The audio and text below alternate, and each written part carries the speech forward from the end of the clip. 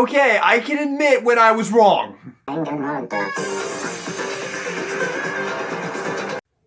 Hello everybody, Conico Yutsugi here, and you guys know I am a gigantic mega fan of Danganronpa, but one thing that has kind of always a little bit haunted me with Danganronpa is I really had a hard time getting through its spin-off Ultra Despair Girls. I started playing it shortly after finishing V3 and finishing the first 3. I started playing it, got about halfway through chapter 1, and just really wasn't feeling it all that much for some reason, and I'll get into that throughout this video, but I wasn't really feeling the game, and I actually abandoned it for a long time until about a week ago, around the time when Ultimate Summer Camp came out, which definitely played a part in me finally giving this game another chance, because I have to be real with you, the kids in Ultimate Summer Camp, they're like some of the most powerful characters in the damn game, dude. Like, I steamrolled Summer Camp with Monica. I'm just gonna throw that out there. She was really good in the game. And yeah, playing through Summer Camp, which I'm gonna say right now, a little spoiler because I'm planning on making a review of Summer Camp once I finish it, once I've beaten the actual game.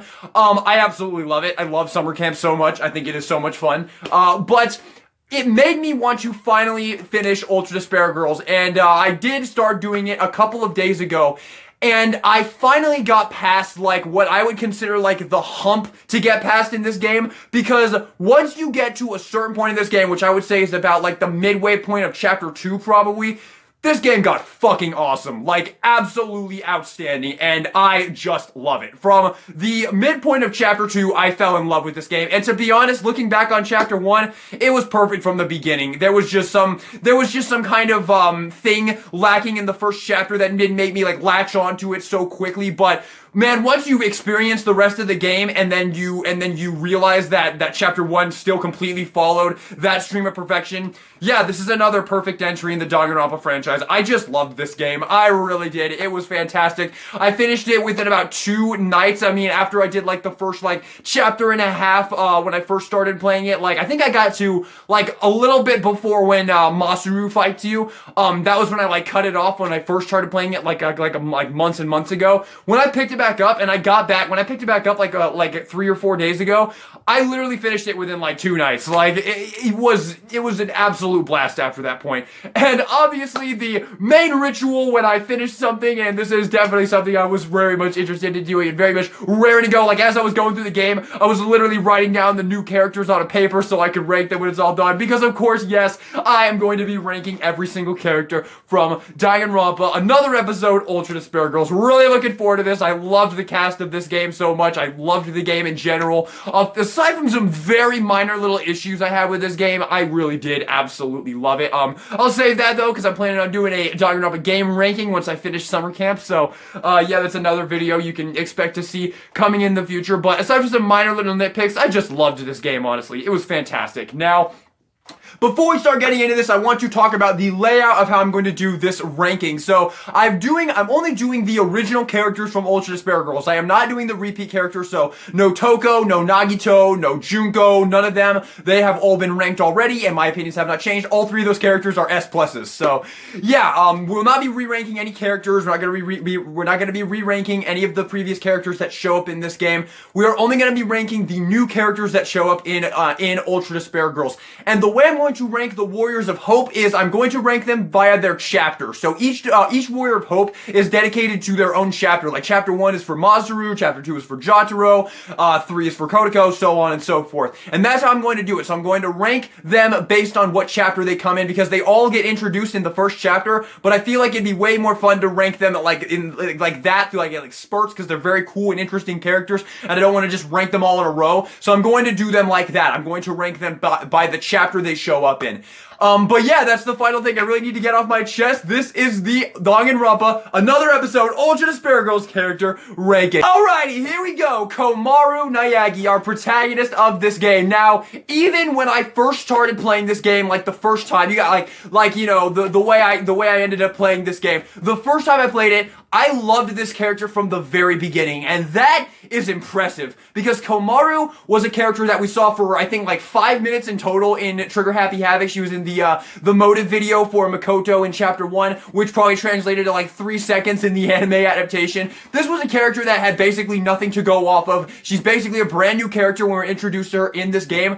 but within seconds, she captures your heart. She was amazing. And the way she grows throughout this game, like you can actually hear her voice get like more mature and hear her like start to follow in the footsteps of her brother so much. You can like hear when she's like elevating, when she's like growing as a person. All the things she does with Toko, like bringing Toko, there's like throughout like the entire first half of this game, Toko is kind of leading on Komaru, which ends up being a big plot twist in the middle of the game, where it's revealed that Toko is actually just trying to sell Komaru to the Warriors of Hope to get Byakuya back. It's revealed that is what she's actually doing. She doesn't actually care about Komaru at all. But then you get the whole thing where it's revealed that Toko has actually developed love for Komaru and actually wants to help her and takes her as a friend. And by the end of this, you actually have like Komaru has actually turned this girl who really had a hard time with connecting with people and was always, very like shut in and shy. We know Toko. We all know and love Toko.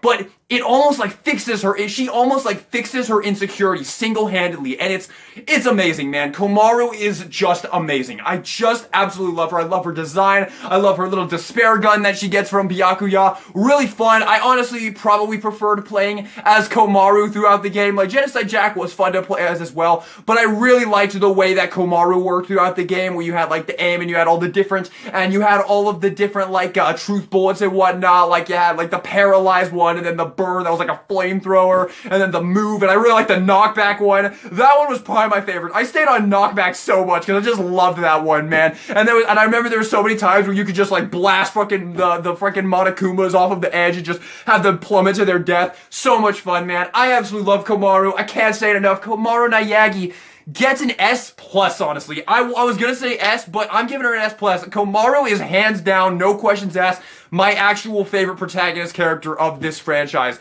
I really should have played this game before making the first 3 character rankings, because I said that Shuichi was hands down my favorite, but Komaru has overthrown Shuichi. I honestly just absolutely loved her. I absolutely loved her. Komaru gets an S+.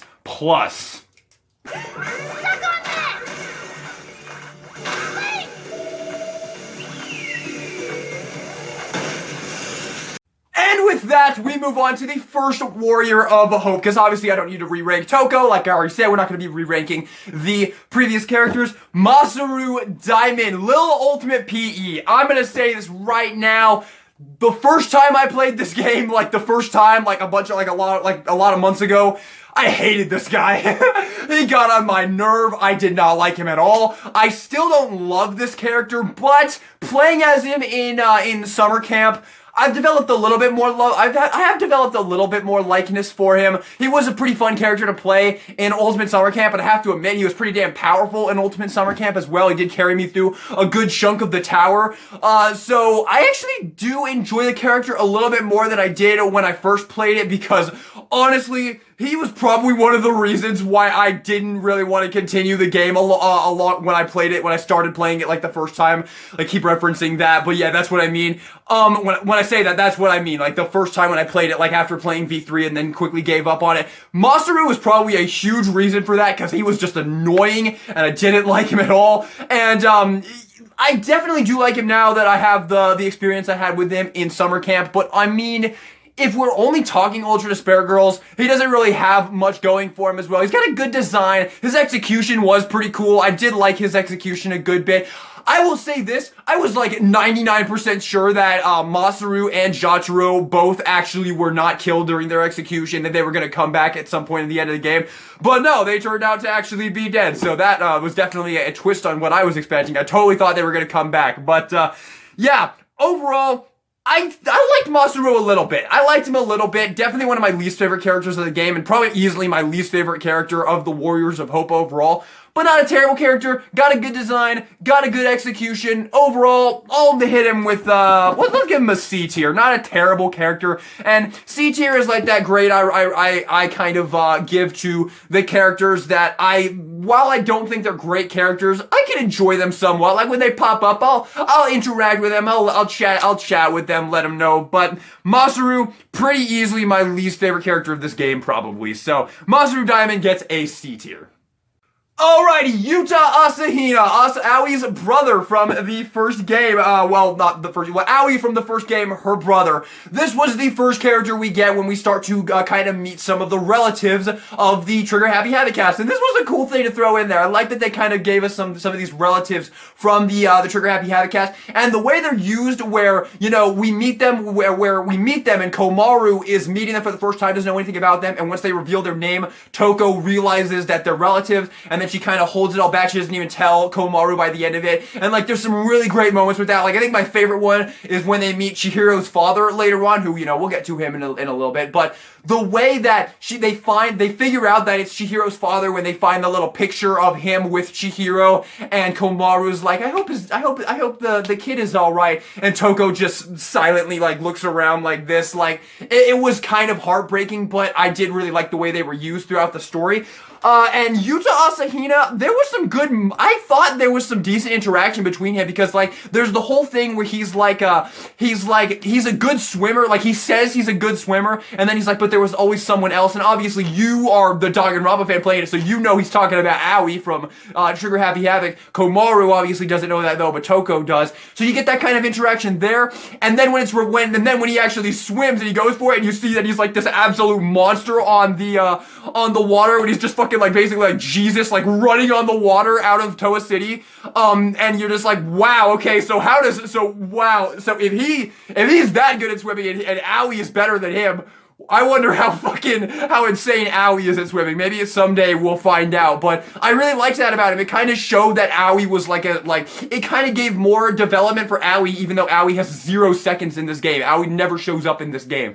So, it's really great, and I love Aoi. So, yeah, I really liked the way he was used, and then, of course, the whole thing where he gets out of Toa City, and then his fucking wristband blows up, and, yeah, that was pretty sad. Definitely one of the cooler executions of this game. I gotta say, the executions of this game were not my favorite. There were a couple that I thought were pretty cool. Yuta's was probably one of the better ones. I'll get to my favorite one later, because I definitely do have a favorite, but overall, I did like Yuta Asahina. I liked that he was there to kind of develop Aoi, even though Aoi was not in this game, and I thought he was a good character, and I thought it was fun that we got to interact with him, and I thought it was a clever choice, man. I don't think I ever really would have suspected, like, playing this game, that we would meet Aoi's brother, so that was really fun. So yeah, for the interactions we get between him and his really, really sad execution, I'll go ahead and give him a B tier. Yeah, fun character, fine character. I did not resent when he was on screen. He's only there for a little bit, because, he only lasts a little bit, but it was a fun character, and, it would be pretty interesting if at some point in the future we get, like, some interaction between Toko, like, telling Aoi that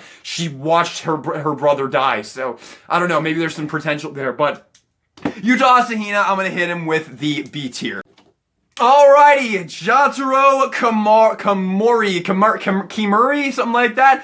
Lil Ultimate Art. Oh man, this guy. Okay. Things I liked about Jotaro. His design, very cool. I like his design a lot. His mask was super creepy. I liked how he never had his hands out. He always had his sleeves were like covering his hands. They're like down here, so you never saw his hands. I like the way he looks. Like when I played as him in summer camp, and he has like a hammer sticking out of like the back his bag in the back. And I like to imagine when he attacks that he like takes the hammer out. He would like smack him with the hammer. That was just my imagination at work. But I did like this character a little bit more when I played him in summer camp. But overall, this character was definitely one of the ones I got pretty annoyed with when he was there. Like, his voice is so weird, and he's always like, do you hate me? I want you to hate me. Why don't you hate me? Like, very one-note character, very boring, not really interesting whatsoever. A good design and a pretty good execution. Is pretty much the exact same execution as Masaru, but it was a good execution. So, repeat, it's kind of the same deal. But, yeah, a pretty good execution. I did like that during his execution, he gets his mask ripped off, and it's revealed that he actually is like a perfectly normal looking kid and he doesn't have any fucked up things or ever, because that was a big thing with him. He was always like, I wear this mask because my head is all fucked up and my neck was twisted and my ears were ripped off, or something like that. He says something along those lines, and then he gets his mask ripped off during that execution, and he's just like a perfectly faced boy. I don't know, I did like that aspect of him a little bit. But overall, definitely one of my lesser favorite characters of this game. But I don't don't hate him. I don't hate Jotaro. I would say second least favorite of the Warriors of Hope. Him and Masaru were the only two I didn't really like. We'll get to the other three, but I'll just say right now, I really like the other three members of the Warriors of Hope.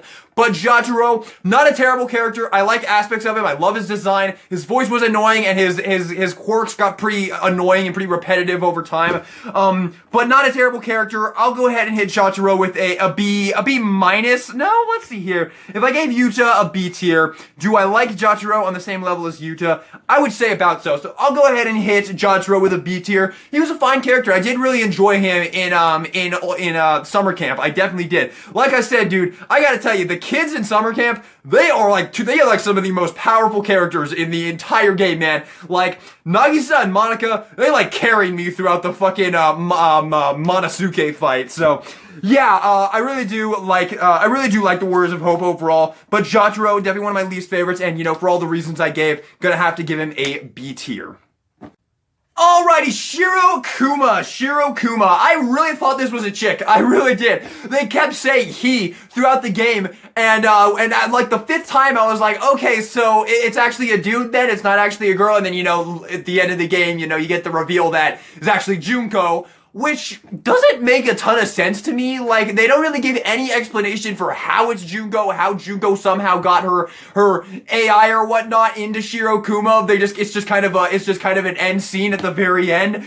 I don't know, man. It feels a little forced. I don't know how I feel about it, but I mean, it's a very minor little thing. It doesn't really have any influence on the plot whatsoever. Just a way to shoehorn in a fan favorite character, I guess. Which, any chance to get to hear Junko, as alright. But Shiro Kuma, I did kind of like the way this character was used throughout the game. There were aspects of this character I didn't like when you first meet her in the sewer part, when she's across the bridge and she's gonna use the bridge to get him out, and you have to defend her with the gun, the Monokumas are coming in on her, and you have to use Komaru to take out the Monokumas before they get to her. Did not like that part at all. That was really fucking annoying. And it was also really annoying because that Genocide Jack could easily make that jump because she does ridiculous jumps throughout the game. And you're like, why don't I just go to Genocide Jack and then jump over and then fucking kill the Monokumas that way when I'm just having to fucking sit here and kill these damn things. It takes 3 hits each. Kind of annoying. I didn't love that part, but overall, I did like Shiro Kuma, and I would say not one of my favorite mascot characters. I'm gonna be honest with you. I mean, obviously Monokuma takes number 1. There's absolutely no contest in that. But I'm gonna be honest with you. From playing summer camp, I'm actually starting to like the Monokubs a lot. I really am. I don't hate the Monokubs at all anymore. So, I would say Shiro Kuma, not a terrible character, but not one I have a ton of an opinion on. And she did leave us some pretty tedious moments in the game. So, sorry about that. So I'll go ahead and give Shiro Kuma, let's go with a B minus. Not a terrible character, but not one I really cared all that much about. So B minus for Shiro Kuma. Hiroko Hagakure, Yasuhiro's mother. This was a fun character. I liked seeing her. She was kind of fun. I liked her voice. I thought her voice was pretty cool. She had a good design. She always had the freaking weed in her mouth, in her mouth or whatever. I did like this character, but she wasn't really in the game that much. She really lent absolutely nothing to the plot. She was really just a fun thing to throw in there. Actually, the only relative that actually survived the game, so that's pretty cool. Maybe you do get interactions between her and Yasuhiro in Ultimate Summer Camp.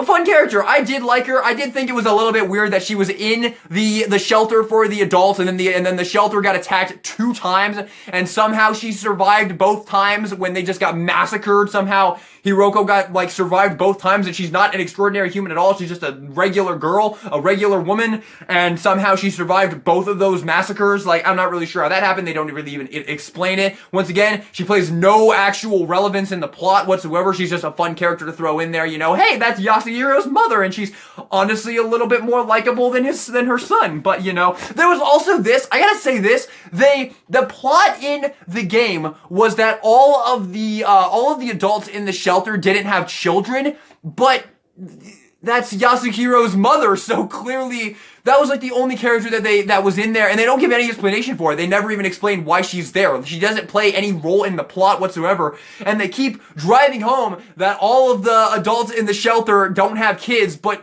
that's Yasuhiro's mother. Like, I don't know, man. That was just one thing I wanted to throw out there. I don't know if you guys know, maybe throw me a comment down below. So, I mean, I literally finished this game yesterday, so cut me a little slack, okay? But Hiroko Hagakure, I liked this character a good bit. Every time she showed up, I was excited to talk to her, but I'll go ahead and give her, you know what? Since she was a fun character to talk to, I'll hit her with a B+, probably. Well, let's see here. Do I like her more than Jotaro? I don't know. I kind of did like Jotaro a little more than Hiroko. I don't know. Jotaro just had such a cool design.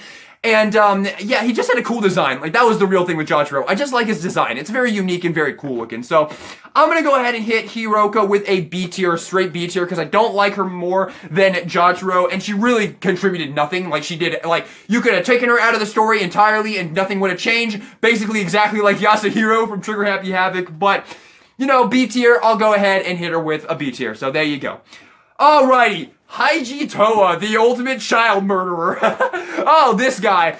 Man, there were things about this character that I really liked, and then there were things about this character that I really did not like. Like, it felt like this character was, like, trying to be built up as a total cocksucker, as, like, the worst person ever, but somehow they never really went all in on it. Like, they kept holding back. Like, there was that one moment in, I think, chapter 4-ish or whatever, when he's walking, oh no, was it with the factory? I don't know. It's when freaking, Toko and Komaru are, like, following him to the trump card, which I think was, like, chapter 5, actually. Chapter 4, chapter 5, around that.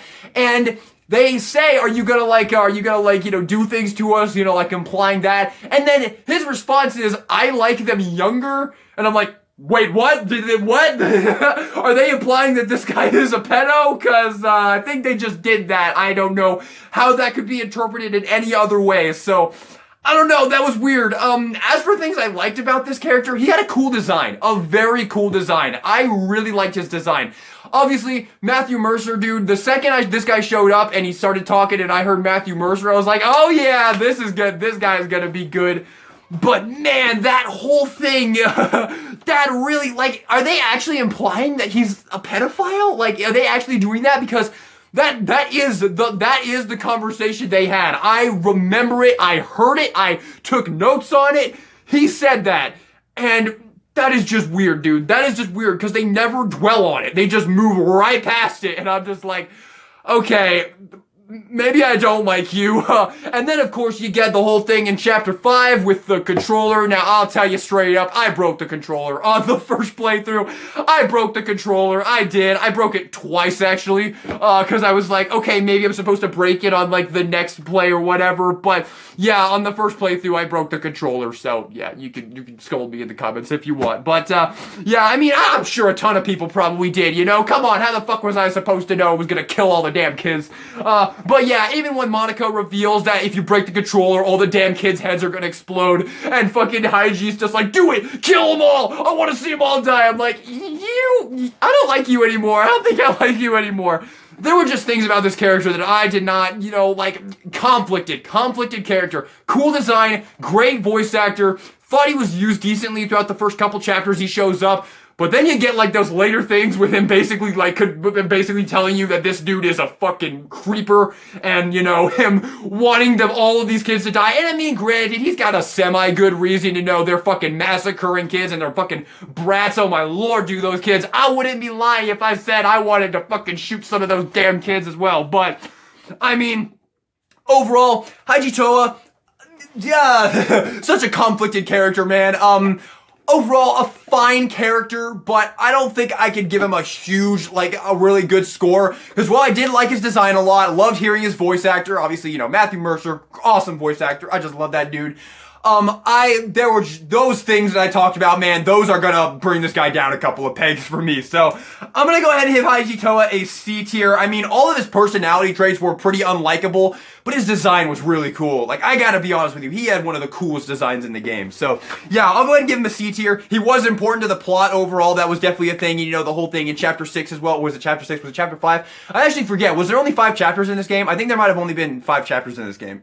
I think so. Anyway, no, I think there was there was 6 chapters. There was 6 chapters. I totally forgot. There were 6 chapters. But yeah, Haiji Toa, I'll hit him with the C tier. You know, good, awesome, cool design, good voice actor, My lord, there was some about that guy, man. Alrighty, Hajitoshi tier. Alrighty, Mr. Fujisaki. I think I probably should have ranked this guy. No. He came in. Yeah, he came in afterwards. Mr. Fujisaki, Chihiro's father. Just like Yuta, I liked the way this character was used in the story. Like, I already told you about, like, how they find that photo, that's how they find out that he was Chihiro's father, and, you know, Toko is just kind of really just looks off and is, like, all kind of sad because she knows that Chihiro is dead. So, you know, it kind of adds some, like, depressing, layers to the whole, like, the same thing with Asahina. You know, you get some involuntary development with that, you know, some more reasons to really like those characters from Trigger Happy Havoc, with them not even really being in this game. But, you know, he doesn't really, you know,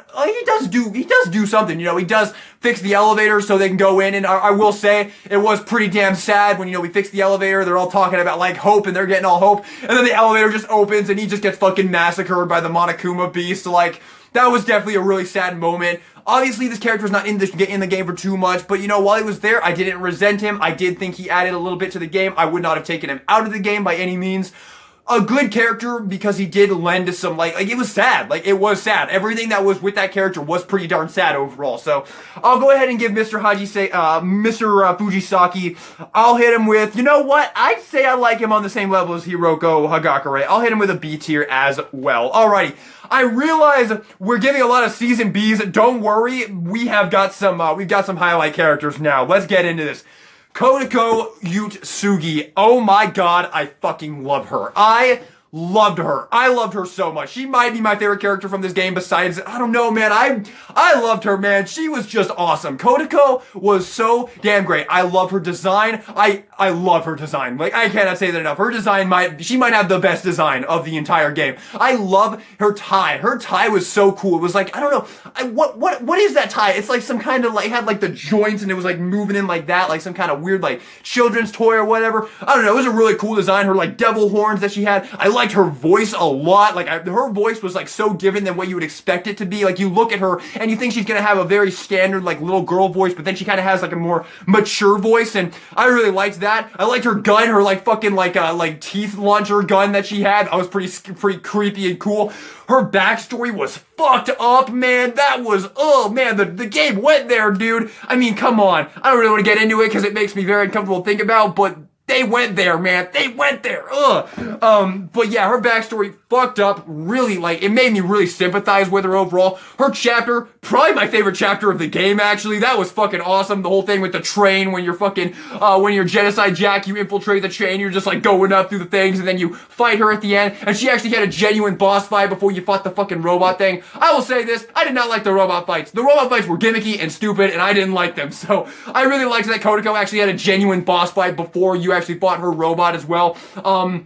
So yeah, I really liked that. I just love this character. I can't say it enough. I fucking love Conico, dude. I love Conico. I hope that I get some kind of figure of Conico, because honestly, she's like infiltrated like maybe like my top 20 favorite characters of this, of Danganronpa, man. She was just awesome. I love the fact that she was the only member of the Warriors of Hope to not die. Well, I guess Monica survives too, doesn't she, in Danganronpa 3, The End of Hope's Peak Academy. So I guess she's like of two characters that survive. But yeah, I like that she survived. I'm really glad that they did not kill her off, because they must have known that she was going to be everybody's favorite Warrior of Hope, because she was just so great, man. I loved her. She was like, and she also had so many like great moments where she was like she had like a really dark side to her, you know, like she's always like talking about like really gross ways of killing people, and it was she was just a great character, man. I absolutely loved Conico, like I really did. I was so glad when she didn't die and when she came back into the picture in chapter 5 and chapter 6. I loved the role she played. I loved Conico. I loved her. I'm gonna give, you know what, man? I want to give her an S+. I honestly do. I loved her. She was such a huge highlight of this game. I loved her. I will go ahead and give Conico an S+. She is an awesome fucking character. Well, S+, I don't know, man. Let's hear me out. Well, let's look at some of the other S+'s I've given throughout this series. Nagito, Toko, Junko. Can I really put fucking Conico on that tier? I'm gonna go ahead and bump her down to an S tier, personally. I love this character, and the very fact that I was willing to give her an S+ at first there, that should tell you that I absolutely fucking love this character. But I can't say she's on par with fucking Nagito and Junko. Like, come on, let's be real here. But I absolutely loved her. Conico gets an S tier. Fucking awesome character. Oh, sorry for the intrusion. Thank you very much. Phew, I reached way back for that reference. Alrighty, unfortunately we do have one last rock to climb over before we get to talk some more happiness, but Kurokuma. Oh boy, this guy. Oh man, Kurokuma. Just... this character was just there to be annoying, dude. I got nothing more to add to him. His design was kind of cool, I guess. I mean, I kind of like the full black Monokuma thing, you know, the whole reveal that he turned out to be basically Junko with Shiro Kuma, kind of cool. They have like the brothers and they're both kind of like Junko. I don't know, maybe like Shiro Kuma was all the happy personalities of Junko and Kurokuma was all the fucked up, like evil personalities of Junko. I don't know how that fucking worked. They didn't give you any explanation for it, but he was just annoying, dude. This character was annoying, dude. I guess he was somewhat entertaining, you know, there was some decent entertainment with him, but overall, just really annoying. I'm gonna give Kurokuma a C tier. I don't think we need to dwell on this one too much. I highly doubt there's anybody out there whose favorite Danganronpa character is Kurokuma. So yeah, C tier for him. Alrighty. But now we get to talk some good stuff again. Nagisa, Shingetsu. Wow, this dude was great. This dude was great. And not just because he was voiced by Erica Mendez, so every time he opened his mouth, all I heard was my girl Ryuko. I thought this character was just really great, honestly. This guy was obviously one of the more fan favorite members of the Warriors of Hope, because he has a lot more to do in the story than Jotaro and freaking, what's his face? Masaru did. Like, he actually has genuine story in this. He kind of gives you the whole backstory of the Warriors of Hope. His backstory was fucked up. Holy shit, dude. I love how dark this game got sometimes, man. That whole, like, his backstory, Kodako's backstory, the whole thing with the fucking, like, at the end with the controller, or if you broke it, all the damn kids' heads would explode. This game got super dark sometimes, and I really, really appreciate it. This game had gumption, dude. But yeah, Nagisa he was really good, man. He was just a really good character. He was so mature. His design was really cool. I gotta say, like I said earlier in the summer camp, in Ultimate Summer Camp, the kids are just really good, and Nagisa is one of those, man. Like, I had the U card for Nagisa, and I just fucking steamrolled through the development with Nagisa. Like, he is so good. Cerebrals are easily my favorite in Summer Camp, just because I have that Ultra Magic, dude. That Ultra Magic is so convenient. But yeah, Nagisa, he was just great, man. I love the story he had with him. You know, the whole thing he was gonna let Komaru and Toko go because he wanted to get the whole like children paradise and whatnot. And then you get the whole thing where it's revealed that Monica doesn't give two shits about the paradise and was just leading him on. And then he's like totally devastated, goes after him, completely defies Monica. His robot was by far the coolest one, the most fun one to fight, the coolest looking one. I liked his a lot, the kind of like gunslinger one. That one was really cool. That was the only robot that I genuinely enjoyed to fight and actually thought was a cool robot. All the others I could have been like, I really wish I just fought the kid. Like, do something was so much better than just have those really generic looking Gundam robots. But his was an exception. I liked his. And then his execution, whoa, dude, that one hit me hard, dude. I mean, I don't know why he didn't just fucking move. Like, he's just standing there looking up at the thing before it falls down and crushes him and blows up. And I'm just like, well, you just move, bro. Like, you could have survived that. I wish he had, because you were an awesome character. But it was pretty sad that he was like, you know, because he was like, he reached the lowest low, you know, his whole driving force to create the kid paradise when he figures out that Monica had no intention of doing it. Like, his faith has been absolutely crushed, and his backstory was so sad. He was a great character. I really did love him, and his execution was really sad as well. So yeah, I really liked Nagisa. He was definitely one of my favorite characters of the game.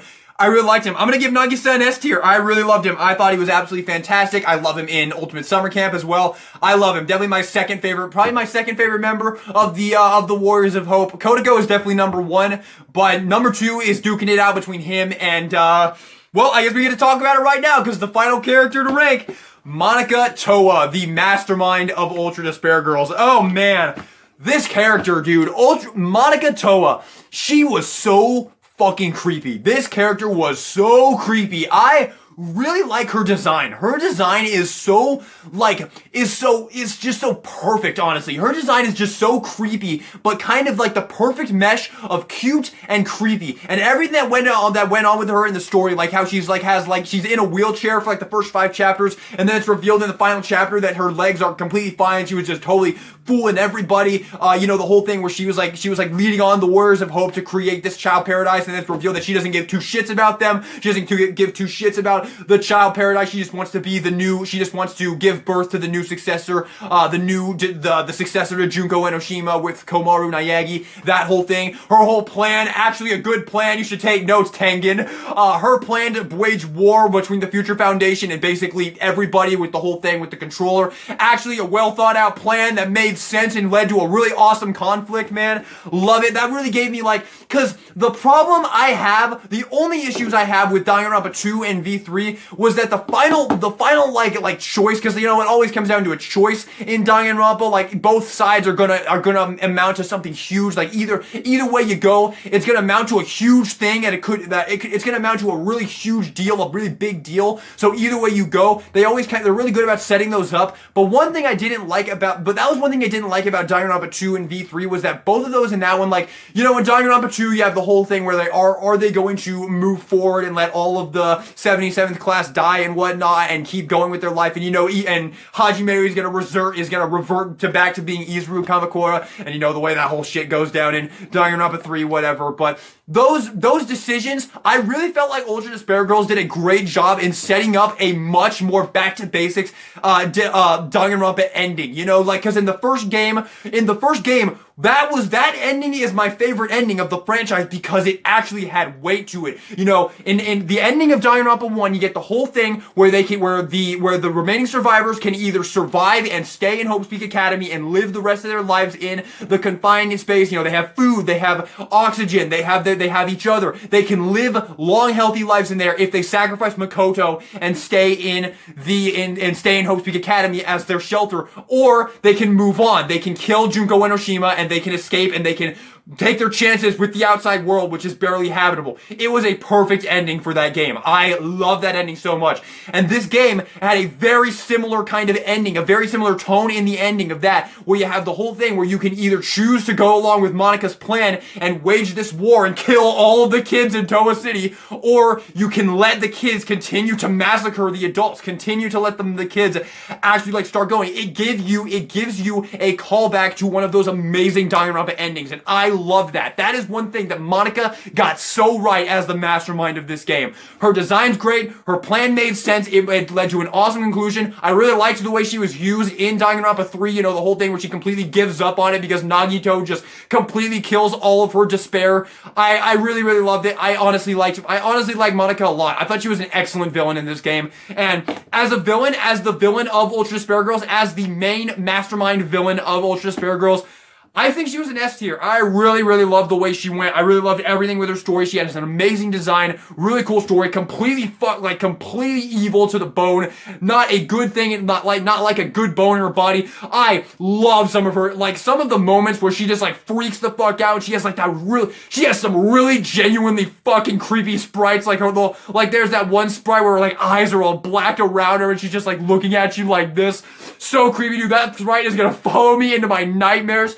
Oh man, she was a good fucking Danganronpa villain, dude. When you think of good Danganronpa villains, Monika is gonna pop into your head. You know, you got Junko, you got Nagito, and honestly, I'd probably say Monika's probably got spot 3 for me. Samugi's great. I love Samugi. I've grown to love Samugi. Tengen, we don't talk about Tengen, dude. Let's just pretend he doesn't exist, because he's he was just stupid. His plan made no sense whatsoever, man. But Monika, that is a back to basics awesome Danganronpa villain, and I loved her. So yeah, Monika Toa is gonna get an S tier from me. But there you have it, everybody. That is every single character from Ultra Despair Girls ranked. There you have it. I love this game. As a Danganronpa mega fan, I am so glad that I have finally played this game. I have now basically consumed all this franchise has to offer. The only thing left is Danganronpa 0, which I would absolutely love to read, but unfortunately there are no English translations anywhere. I really want to read that though, man. I really do.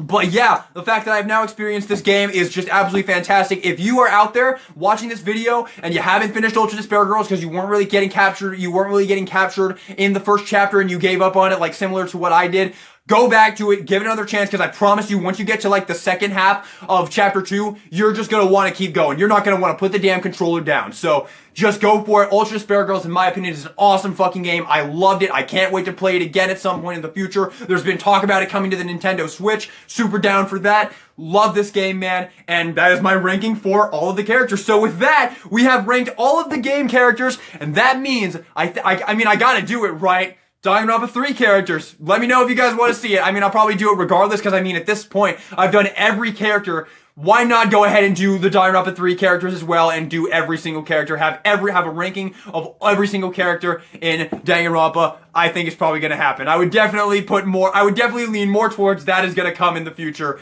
as opposed to it not coming. So, there you have it, everybody. Thank you all so much for watching this video. Hope you enjoyed it. If you did, maybe give me a like and subscribe for more Danganronpa content coming your way in the very near future, because you know there's gonna be a ton more. I got so many ready in this head of mine that I'm just ready to burst out of there, because I just love Danganronpa so much, man. Pour the Danganronpa onto me. I love it, man. But thank you all so much for watching this video. Hope you enjoyed it. And this is Guillotine signing out.